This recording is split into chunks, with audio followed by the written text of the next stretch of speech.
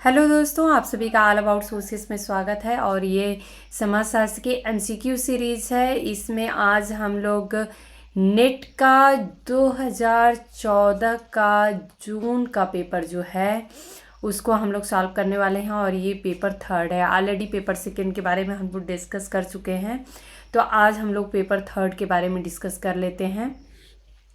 तो यहाँ पे आप लोगों को इंग्लिश वर्जन भी इसका देखने को मिलेगा, जिसको आप लोग चाहिए तो पॉज करके क्वेश्चन को समझ सकते हैं। हम लोग हिंदी के जो क्वेश्चन हैं उसको डिस्कस करेंगे। तो चलिए हम लोग प्रारंभ करते हैं। पहला क्वेश्चन है कि निम्नलिखित में से कौन सा युग्म सही है जिसने भारत में आदिवासी समुदाय के विस्थापन में योगदान दिया है। तो वनोन्मूलन है, विकास परियोजनाएं, ऋणजाल, भूमि अधिग्रहण, भूमि संक्रमण, अकाल। ये कुछ ऑप्शन दिए गए हैं और इनमें से हमें छांटना है। तो इसका करेक्ट आंसर जो है वो डी है, विकास परियोजनाएं, वनोन्मूलन और भूमि अधिग्रहण। ये तीन ऐसे जो परियोजनाएं या ये बोलें कि ऐसे कारण हैं जिनसे हमको आदिवासी समुदाय का विस्थापन देखने को मिलता है। नेक्स्ट क्वेश्चन हम लोग देख लेते हैं। एंथोनी गिडन्स के अनुसार संरचना से अभिप्राय है। तो सेकेंड क्वेश्चन का ऑप्शन देखते हैं। मानव जीवन का रूप और आकार मानव कार्यों से भिन्न या बाह्य समय और स्थान में अपने आप में मौजूद रहता है। बाधित करना और सक्षम करना। तो इसमें जो करेक्ट आंसर है वो डी है। एंथोनी गिडेंस के अनुसार संरचना से अभिप्राय है बाधित करना और सक्षम करना। ओके, नेक्स्ट क्वेश्चन हम लोग थर्ड क्वेश्चन देखते हैं। थर्ड क्वेश्चन है कि आज के विश्व में वैश्वीकरण की प्रघटना का वर्णन शून्य का वैश्वीकरण के रूप में किसने किया है। तो एक बहुत ही इम्पॉर्टेंट क्वेश्चन है और इसका करेक्ट जो आंसर है वो है जॉर्ज रिट्जर। तो जॉर्ज रिट्जर ने जो विश्व के वैश्वीकरण की प्रघटना है इसका वर्णन जो है वो शून्य का वैश्वीकरण के रूप में किया है। अगला प्रश्न हम लोग देख लेते हैं। सूची 1 को सूची 2 के साथ सुमेलित करना है। नीचे दिए गए कूट से सही उत्तर का चयन करना है।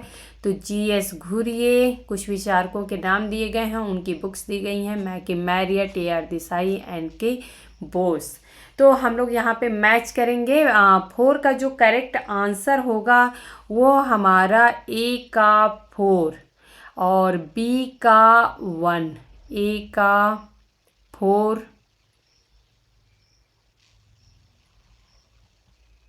B का 1, विलेज इंडिया। तो इससे हमारा जो करेक्ट आंसर है वो B हो जाता है। इससे हम लोग आगे भी मैच कर लेते हैं। C का 2, तो ये C का 2 है। The social background of Indian nationalism, आप लोगों को पता है इंडियन नेशनलिज्म पे देसाई ने काम किया है। NK Bose, the structure of Hindu society. तो ये आप लोग कुछ बुक्स हैं, इंपॉर्टेंट बुक्स हैं और जिनके थिंकर्स के नाम दिए गए हैं, राइटर हैं, तो वो आप लोग याद रखिएगा। अगला प्रश्न हम लोग देख लेते हैं। वास्तविकता की सामाजिक रचना के लेखक कौन है।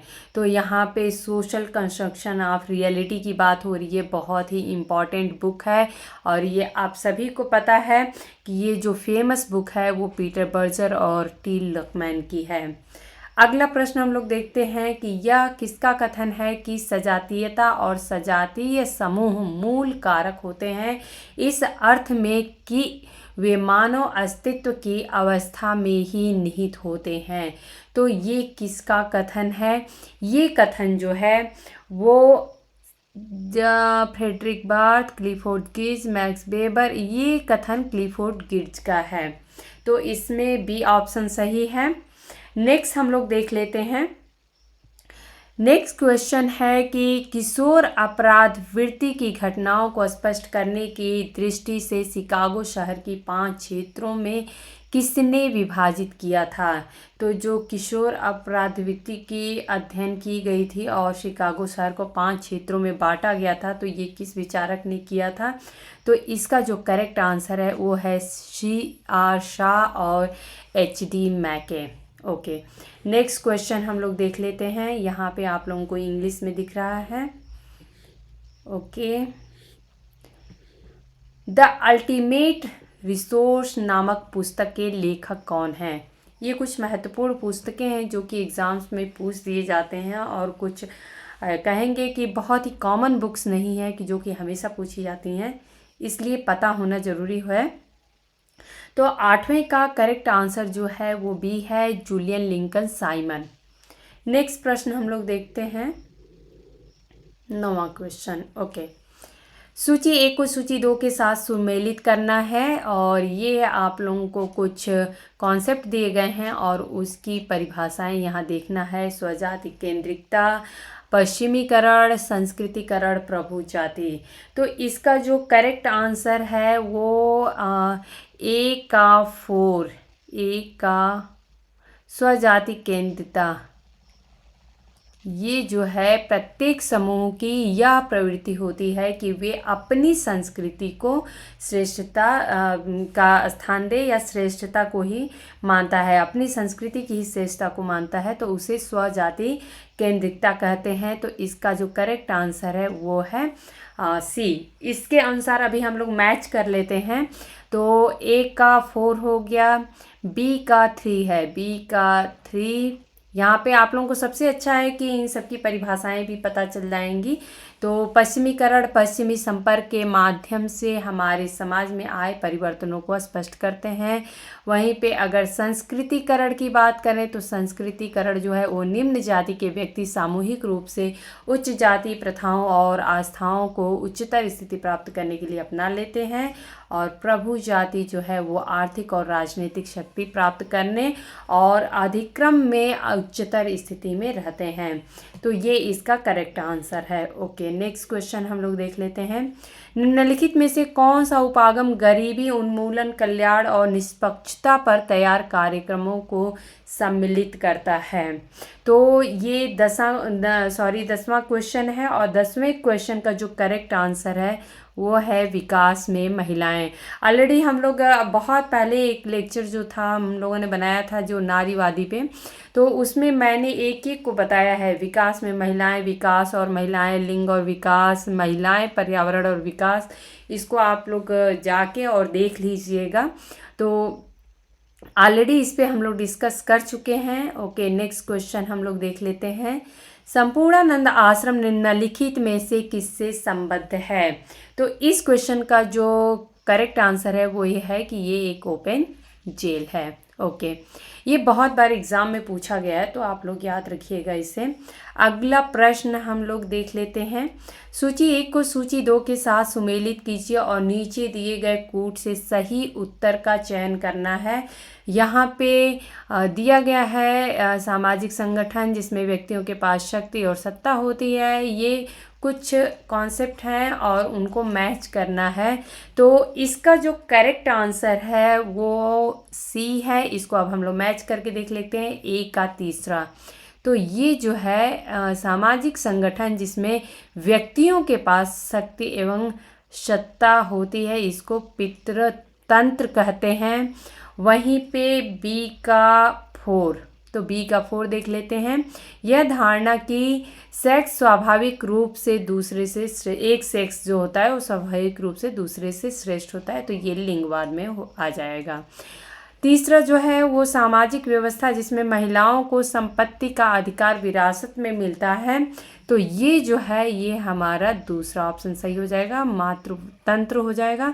और नेक्स्ट जो है इसका ऑप्शन जो है वो बायोग्रामी है। जनित आधारित कार्यक्रम जो मानव जाति को निश्चित तरीकों से व्यवहार करने के लिए पहले से ही प्रवृत्त करता है, तो इसको बायोग्रामी कहते हैं। ये आप लोग याद रखिएगा। ओके, बहुत ही इजी क्वेश्चन है नेक्स्ट कि वोट बैंक की परिकल्पना किसने की थी? तो ये आप सभी को पता है कि वोट बैंक की जो परिकल्पना है वो M.N. श्रीनिवास के द्वारा दी गई है। ओके, नेक्स्ट हम लोग अभी ये इंग्लिश का आप लोग देख लीजिएगा।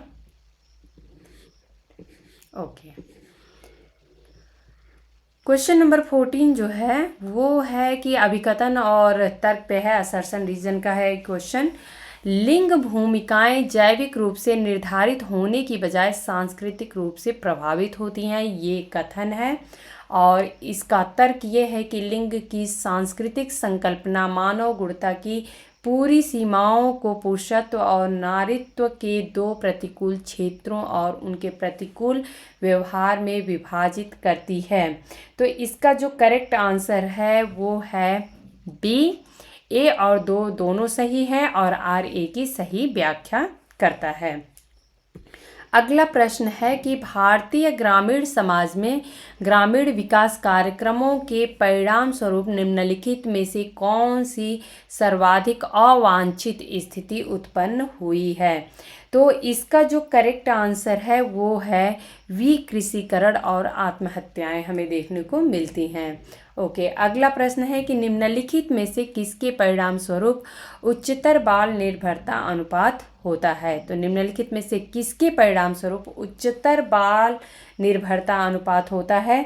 तो इसका जो करेक्ट आंसर है वो है उच्चतर प्रजनन दर। अगर ज़्यादा प्रजनन दर होगा तो ज़्यादा हमारा बाल निर्भरता अनुपात भी देखने को मिलेगा। नेक्स्ट क्वेश्चन हम लोग देख लेते हैं। ये भी असर्शन रीजन है कि कथन ये है कि सोरोकिन, जिमरमैन और गाल्फिन द्वारा संपादित systematic source book in rural sociology volume 1 में ग्रामीण समाज की मूल विशेषताओं प्रथमतः अंतर्राष्ट्रीय परिदृश्य का वर्णन किया गया है। तर्क इसके पीछे ये है क्योंकि इसमें पूर्व युग में विभिन्न देशों से संबंधित प्रतिष्ठित समाजशास्त्रियों के विचारों का व्यापक सर्वेक्षण सम्मिलित है। तो इसका जो करेक्ट आंसर है वो है ए और आर दोनों सत्य हैं। आर ए की सही व्याख्या है। अगला क्वेश्चन हम लोग देख लेते हैं। बंदीकरण से अभिप्राय है। तो बंदीकरण का क्या मीनिंग है। तो ये जो है बंदीकरण जो होता है वो एक तरह की सजा होती है। ओके, अगला जो क्वेश्चन है कि लिंग के समाजशास्त्रीय विश्लेषण से तात्पर्य है कि निम्न में से किसकी जांच की जानी चाहिए। तो यहाँ पे लिंग विभाजन है, लिंग विभेदीकरण है, लिंग निष्पादन है और उपयुक्त सही करके ये ऑप्शन दिया गया था। हालांकि आयोग ने इसका जो कोई एक आंसर जो है वो करेक्ट नहीं होगा, तो इसलिए इसको आयोग ने इसका आंसर नहीं दिया है। अगर इसका करेक्ट आंसर आप लोगों को पता होगा तो आप लोग कमेंट में ज़रूर डालिएगा और बाद में हम लोग इस क्वेश्चन को फिर से डिस्कस कर लेंगे। अगला प्रश्न देख लेते हैं कि मानव समाजों का कृषि से उद्योग और पशु उद्योग में स्थानांतरण मुख्य रूप से निम्नलिखित के कारण हुआ है। तो आखिर में इसके पीछे कारण क्या है। इसका जो करेक्ट आंसर है वो ये है कि प्रौद्योगिकी और नवीनताएं ये भी हैं और उत्पादकता के लिए ज्ञान का प्रयोग। ये दोनों जो हैं ये उद्योग में स्थानांतरण के लिए जो हमें देखने को मिलता है। मानव समाजों का कृषि से उद्योग और पशु उद्योग में स्थानांतरण जो हुआ है उसके लिए प्रौद्योगिकी नवीनताएं जो हैं और उत्पादकता के लिए ज्ञान का प्रयोग। ओके, यहाँ पे एक कॉन्सेप्ट दिया गया है, बहुत ही ये प्रसिद्ध है, विभिन्न परीक्षाओं में पूछा गया है। बॉर्न क्रिमिनल की जो परिकल्पना है वो किसके द्वारा दी गई थी। तो ये आप सभी को पता है कि ये परिकल्पना लाम्ब्रोसो के द्वारा दी गई है। ओके, ये इंग्लिश के क्वेश्चन है।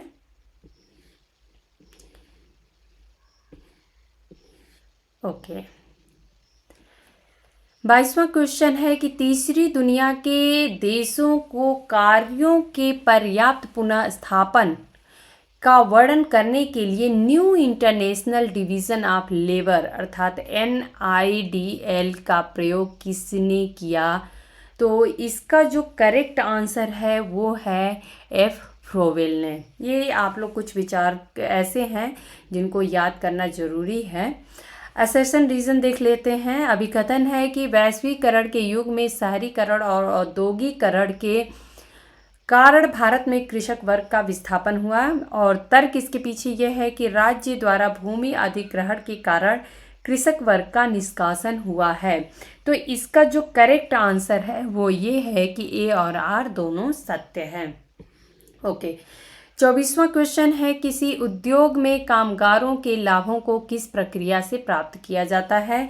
तो इसका जो करेक्ट आंसर है वो सी है, सामूहिक सौदाकारी के द्वारा। ओके, नेक्स्ट क्वेश्चन है कि श्रम विभाजन के कारण हस्तांतरण का उल्लेख किसने किया है। श्रम विभाजन के कारण हस्तांतरण की बात किसने की है, तो ये जो है वो कार्ल मार्क्स के द्वारा दिया गया कॉन्सेप्ट है। ओके, अभिकथन और तर्क, एक और क्वेश्चन हम लोग देख लेते हैं इस पे कि भारत में बच्चों का कम लिंग अनुपात मुख्यतः कन्या भ्रूण हत्या के कारण है, और इसके पीछे तर्क ये है कि पितृत्व व्यवस्था के कारण भारत में पुत्र वरीयता जो है वो बहुत ही अधिक है। तो इसका जो करेक्ट आंसर हम देखेंगे कि ए और आर दोनों सही है, ये हम सभी को समाज में देखने को मिलता है। ओके, नेक्स्ट क्वेश्चन है, ये मैच करने के लिए है। राष्ट्रीय जनसंख्या नीति 2000 की उद्देश्यों के संदर्भ में सूची 1 को सूची 2 के साथ सुमेलित कीजिए। तो यहाँ पे आप लोगों को दिख रहा है तत्काल, मध्य अवधि, दीर्घ अवधि क्या हो है और किससे इसको हम मैच कर सकते हैं।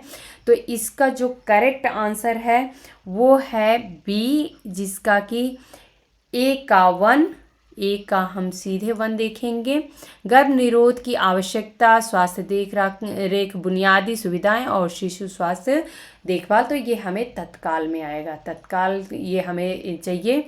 मध्य अवधि की बात करें तो मध्य अवधि हमारा बी का 3रा है। प्रचलनात्मक रणनीतियों के कार्यान्वयन के माध्यम से TFR को 2010 तक प्रतिस्थापन स्तर तक लाना, तो ये मध्य अवधि में आएगा। वहीं पे अगर दीर्घ अवधि की बात करें तो धारणीय आर्थिक समृद्धि की अपेक्षाओं, विकास और पर्यावरणीय संरक्षण के अनुरूप स्तर पर 2045 तक स्थायी जनसंख्या प्राप्त करना। तो यहाँ पे आप लोग देख सकते हैं ये दीर्घ अवधि का हमें प्लान देखने को मिल रहा है। तो इसका करेक्ट आंसर जो है वो बी होगा। ओके, ये इंग्लिश के क्वेश्चन हैं। नेक्स्ट हम लोग देखते हैं। ओके,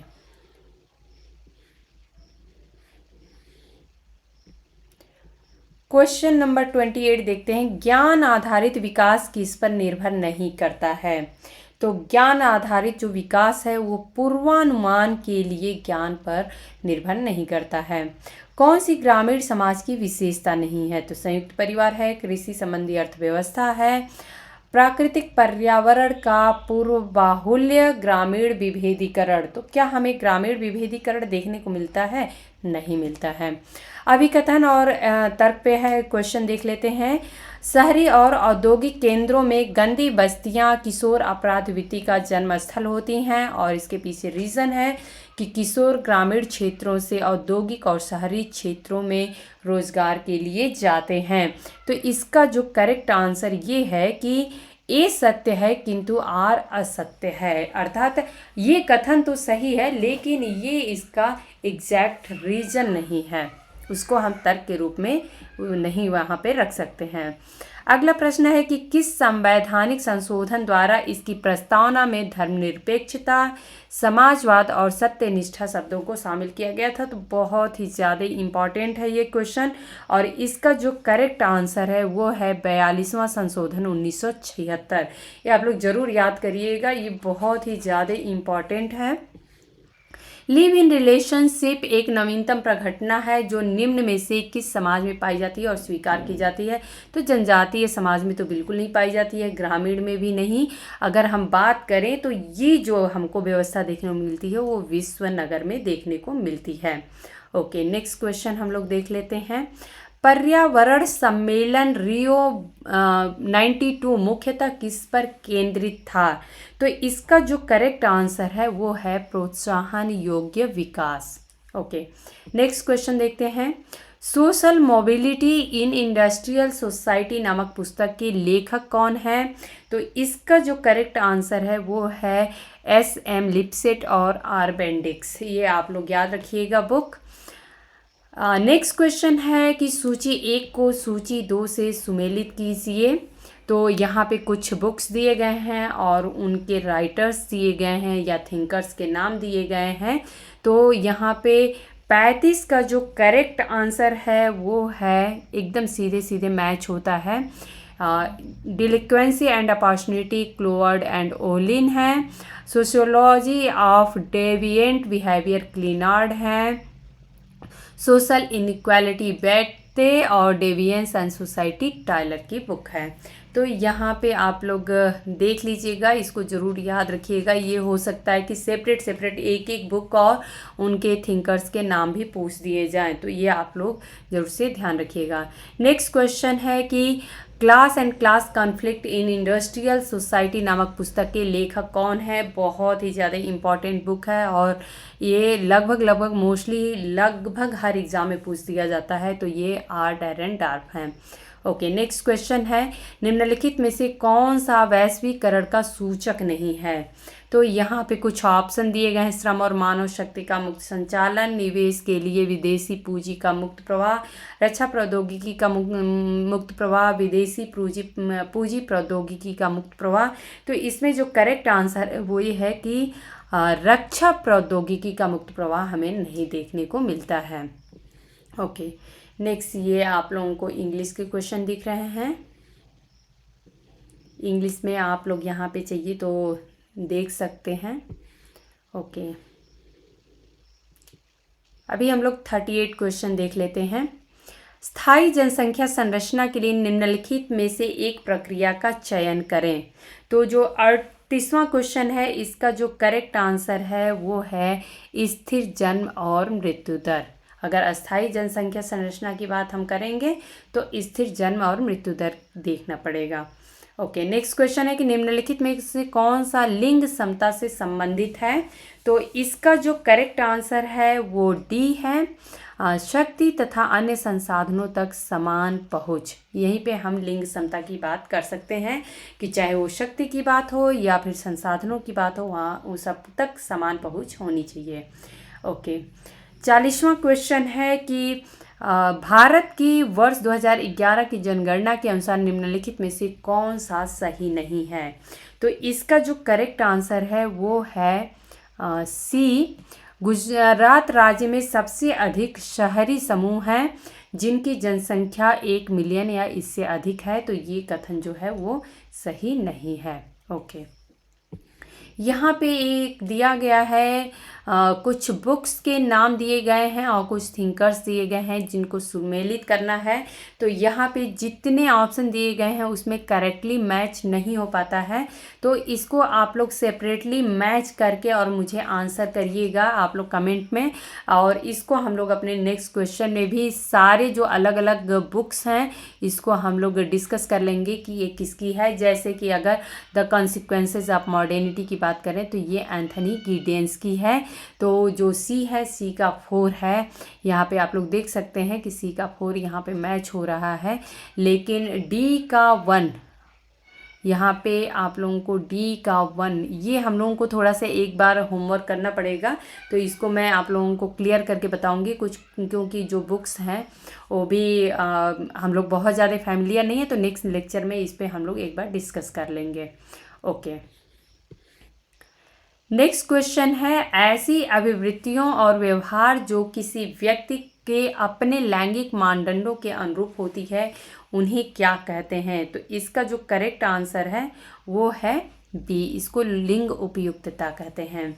अगला प्रश्न है कि विकसित रूप में आधुनिक जनसांख्यिकीय संक्रमण सिद्धांत किससे संबंधित है। तो जनसांख्यिकीय संक्रमण का सिद्धांत जो है ये आप सभी को पता है कि ये जो है सिद्धांत विकसित रूप में, यहाँ पे आप लोग ध्यान रखिएगा, विकसित रूप में आधुनिक जनसांख्यिकीय संक्रमण सिद्धांत जो है वो किससे संबंधित है।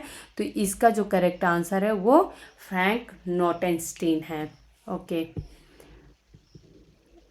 जनसंख्या संक्रमण का जो सिद्धांत है वो थॉमस माल्थस से संबंधित है, लेकिन यहाँ पे क्वेश्चन को थोड़ा सा घुमा के पूछा गया था कि विकसित रूप में आधुनिक जनसांख्यिकीय संक्रमण का सिद्धांत किससे संबंधित है।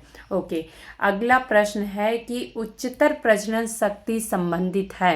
यहाँ पे कुछ कूट दिए गए हैं, उसको मैच करना है। तो इसका जो करेक्ट आंसर है वो सीधे सीधे होगा मैच। ओके, तो हम लोग सबसे पहले अगर देखें उच्चतर प्रजनन शक्ति संबंधित है, तो यहाँ पे जो ऑप्शन दिया गया है 1, 2, 3 किससे संबंधित है। यहाँ पे हम देख सकते हैं, पहले विवाह के समय कम आयु, ये हो जाता है। सेकंड हो जाता है घरेलू आय का निम्न स्तर, और तीसरा ऑप्शन हो जाता है उच्च निरक्षरता दर। तो निरक्षरता दर जो है वो भी काफ़ी उच्च होती है इस स्थिति में। तो उच्च प्रजनन शक्ति जो हमें इससे संबंधित दिखती है। शहरी जनसंख्या का उच्चतर अनुपात जो है उसका कोई लेना देना नहीं है, तो ये ऑप्शन जो है गलत है। तो ये करेक्ट आंसर जो है वो सी हो जाएगा। ओके, ये इंग्लिश में आप लोगों को क्वेश्चन दिख रहा है। ओके, नेक्स्ट क्वेश्चन हम लोग देख लेते हैं। ये आई होप आप लोगों को दिखाई दे रहा हो। ओके, सूची 1 को सूची 2 के साथ सुमेलित कीजिए और नीचे दिए गए कूट से सही उत्तर का चयन कीजिए। तो ये कुछ आप लोगों को एग्जाम्पल टर्म्स दिए गए हैं और उनको यहाँ पे अप्लाई किया गया है, तो इसको मैच करना है। तो इसका जो करेक्ट आंसर है वो आप लोगों को यहाँ पे ए दिखेगा। ए का तीसरा है, ये आप लोग देख लीजिएगा। ओके, बी का 4 है यहाँ पे, बी का 4। ओके, सी का 1 है, सी का अनिवार्य प्रवसन किसे कहते हैं, और डी का 2 है, प्रचलन प्रवसन किसे कहते हैं, तो डी का 2 है। तो ये आप लोग देख लीजिएगा। नेक्स्ट क्वेश्चन है 73वें संवैधानिक संशोधन में ग्राम पंचायतों में निम्नलिखित उपबंधों को शामिल किया गया है। कूट के अनुसार सर्वाधिक सही युग्म का चयन करें। तो यहाँ पे आप लोगों को कुछ कूट दिए गए हैं और इसका चयन करना है कि कौन सा सही युग्म है। तो इसका जो करेक्ट आंसर है वो है डी, जिसमें कि ये 3 आते हैं। पहला आता है कि महिलाओं के लिए आरक्षण, दलितों के लिए आरक्षण और निर्णय लेने में ग्राम सभा को शामिल करना। तो ये जो है जनता की भागीदारी की बात इसमें नहीं की गई है। ओके, नेक्स्ट क्वेश्चन देख लेते हैं। सोशल डेविएंस इन इंडिया नामक पुस्तक के लेखक कौन है? तो इसका जो करेक्ट आंसर है वो ये है सुशील चंद्र। नेक्स्ट क्वेश्चन देखते हैं। भारत में जनसंख्या शिक्षा में निम्नलिखित में से किस पर ध्यान केंद्रित नहीं किया गया है? तो इसका जो करेक्ट आंसर है वो है सी, जनसंख्या नियंत्रण के लिए मुख्य उपाय तैयार करना। अगला प्रश्न है कि सूची 1 को सूची 2 के साथ सुमेलित कीजिए और नीचे दिए गए कूट से सही उत्तर का चयन कीजिए। यहाँ पे मैं क्वेश्चन को सेंटर कर देती हूँ। ओके, तो इसका जो करेक्ट आंसर है वो एकदम सीधे सीधे मैच हो रहा है। बी क्लिनार्ड जो है sociology of deviant behaviour, R.A. Ward and E.A. Ohlin delinquency and opportunity. Same question काफ़ी कुछ रिपीट कर दिया, ऑलरेडी एक बार हो चुका था इस क्वेश्चन में। A.K. कोहेन डेलिक्वेंट बॉयज, जे बाउलवी जो है वो 44 जुवेनाइल थीवस जो है। तो कुछ थिंकर्स के नाम और बुक्स के नाम को चेंज कर दिया गया है, बाकी कुछ थिंकर्स और बुक्स के नाम रिपीट कर दिए गए हैं। ऑलरेडी ऐसे ही मिलता जुलता क्वेश्चन हम लोग एक डिस्कस कर चुके हैं। ओके, ये इंग्लिश वर्जन में क्वेश्चन है, आप लोग देख लीजिएगा। ओके, नेक्स्ट हम लोग नेक्स्ट क्वेश्चन डिस्कस कर लेते हैं। यह किसका तर्क है कि मर्टन असभ्यतापूर्ण और आनंद के लिए सैर करने जैसे ऐसे गैर उपयोगितावादी अपराधों का विवरण देने में असमर्थ रहे हैं जिनसे आर्थिक लाभ प्राप्त नहीं होता है? तो ये जो कथन है वो एल्बर्ट ए कोहेन के द्वारा दिया गया है। अगला प्रश्न हम लोग डिस्कस कर लेते हैं। ये असर्शन और रीजन बेस्ड क्वेश्चन है। तो अभिकथन ये है कि विकास बहुधा संजातीय आंदोलन की लहर को प्रेरित करता है। इसके पीछे रीज़न ये है कि लोगों का विस्थापन जो है वो बड़े बांधों के निर्माण के कारण होता है।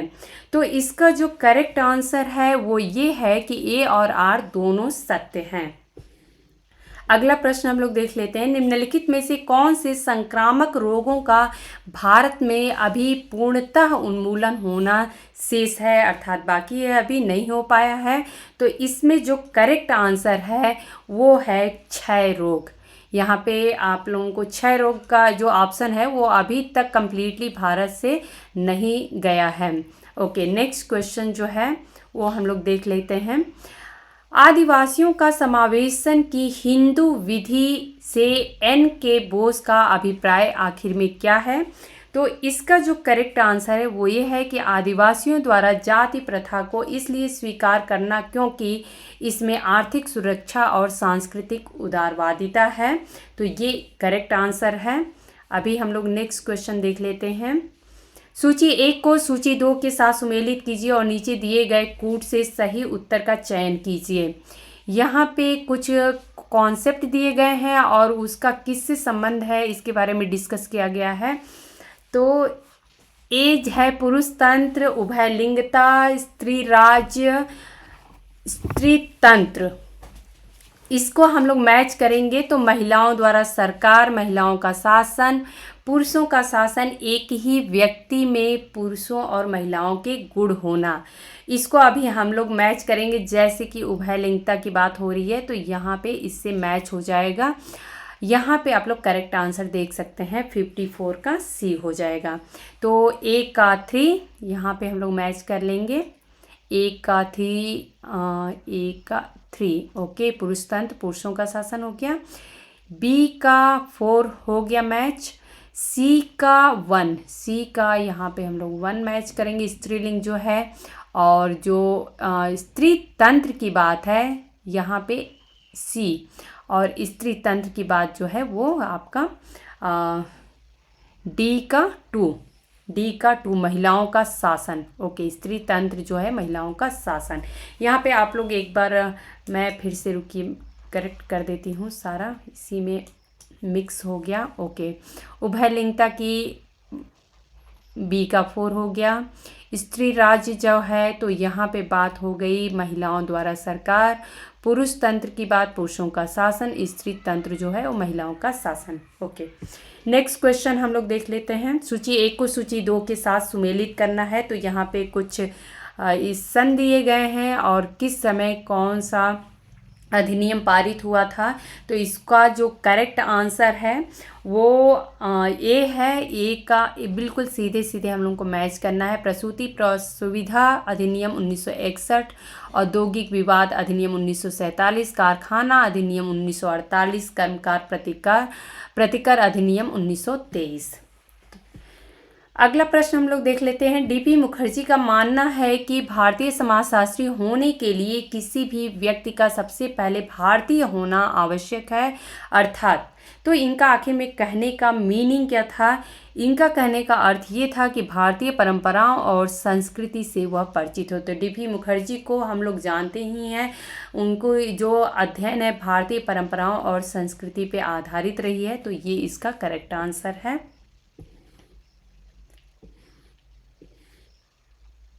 नेक्स्ट हम लोग क्वेश्चन डिस्कस कर लेते हैं। निम्नलिखित में से कौन सी संस्था महिलाओं के व्यक्तित्व को शरीर और वस्तु तक ही सीमित करके महिलाओं के खिलाफ हिंसा को बढ़ावा देने की सांस्कृतिक प्रभुता को प्रबलित करती है? तो इसका जो करेक्ट आंसर है वो है जनसंचार। जनसंचार में इस तरीके की छवि देखने को मिलती है महिलाओं की। अगला प्रश्न है, सूची 1 को सूची 2 के साथ सुमेलित करना है। तो यहाँ पे कुछ टर्म्स दिए गए हैं और इसको उसी की परिभाषा के अनुसार सुमेलित करना है। तो यहाँ पे हम लोग देख लेते हैं, इसका जो करेक्ट आंसर है वो है बी। तो ए का 3 व बी का 4,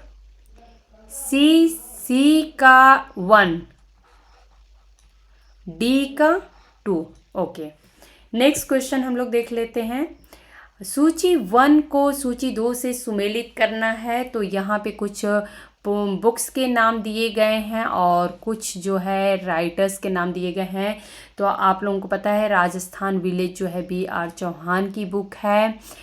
cast and race in India G.S. Ghurye की है। Remembered village M.N. श्रीनिवास की, और इंडिया विलेज जो है वो S.C. दुबे की है।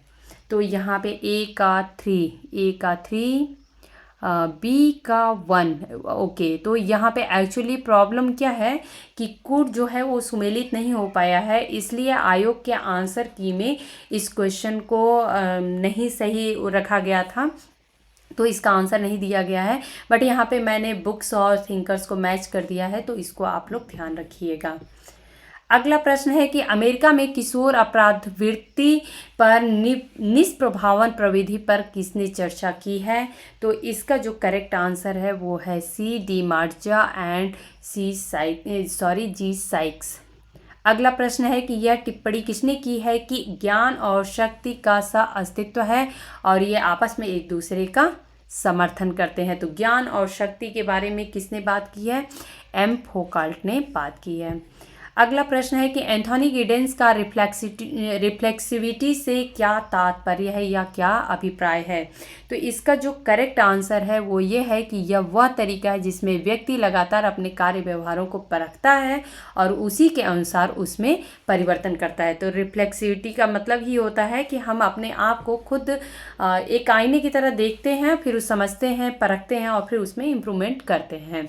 ओके, यहाँ पे कथन और तर्क के रूप में एक क्वेश्चन है कि भारत में विज्ञान और प्रौद्योगिकी नीति को इस प्रकार अभिमुख करने की आवश्यकता है कि वह वैश्वीकरण की चुनौतियों का सामना कर सके। ये अभिकथन है और इसके पीछे तर्क है कि भारत में संपूर्ण विकास के लिए शिक्षा का निजीकरण, MNC में कार्य के अवसरों को प्रदान करना और उदार व्यापार और व्यवसाय नीतियां आवश्यक हैं। तो इसका जो करेक्ट आंसर है वो बी है। ए और आर जो है वो दोनों सत्य हैं, किंतु आर जो है वो ए की सही व्याख्या नहीं करता है। ओके, नेक्स्ट क्वेश्चन अभी हम लोग डिस्कस कर लेते हैं। नेक्स्ट क्वेश्चन है कि निम्नलिखित में से कौन सा लैंगिक चिंताओं की कार्य नीति से संबंधित है? नीचे दिए गए कूट से सही उत्तर का चयन करना है। तो लैंगिक चिंताओं से जो कार्य नीति कौन सी है ऐसी जो संबंधित है? तो इसका जो करेक्ट आंसर है वो है बी। इसमें 2, 3 और 4 आएगा, ए नहीं होगा। तो जागरूकता बढ़ाना, शिक्षा और आय जनित कार्यक्रम, ये जो है ये लैंगिक चिंताओं से संबंधित हैं। ओके, अगला प्रश्न है कि सूची 1 को सूची 2 से सुमेलित कीजिए। तो यहाँ पे कुछ बुक्स दिए गए हैं और कुछ थिंकर्स के नाम हैं, तो इसको हम लोग सुमेलित करके देख लेते हैं। इसका जो मैच होगा वो होता है सी का 4 यहाँ पे हम लोग देख सकते हैं। तो इसका जो करेक्ट आंसर है वो है डी। ओके, इसको मैच करके हम लोग देखते हैं। 1 का 2 हो जाएगा डिसिप्लिन एंड पनिशमेंट, ये तो हम लोगों को पता है। डिसिप्लिन एंड पनिश जो है वो माइकल फोकाल्ट का है। जैक डेरिडा का writing and differences. Anthony Giddens का जो बुक है वो है in constitutions of society the theory of structuration और हेराल्ड गारफिंकल का स्टडीज इन एथनोमेट्रोलॉजी। ओके, अगला प्रश्न है कि सुधारक संस्थाएं किशोर अपराधवृत्ति में सुधार करने में सहायक होती हैं, अन्यथा सुधार प्रक्रिया को कहते हैं। तो इस सुधार प्रक्रिया को क्या कहते हैं? तो इसका जो करेक्ट आंसर है वो ये है कि पुनः सामाजिकरण इसे कहते हैं। अगला प्रश्न है कि समाजशास्त्रीय अनुसंधान में ग्रामीण शहरी कांटूनम के अध्ययन का सुझाव सबसे पहले किसने दिया था? ये प्रश्न मैंने एक बार MCQ का जो क्वेश्चन मैं डेली पूछती हूँ उसमें भी मैंने पूछा था। तो ये इसका जो करेक्ट आंसर है वो ये है कि ए सोरोकिन और जिम्मरमैन ने दिया था सबसे पहले। 68 क्वेश्चन है कि सूची 1 को सूची 2 के साथ सुमेलित कीजिए। इसको मैं सेंटर में करती हूँ। ओके, आई होप अभी समझ में दिख रहा होगा पूरा।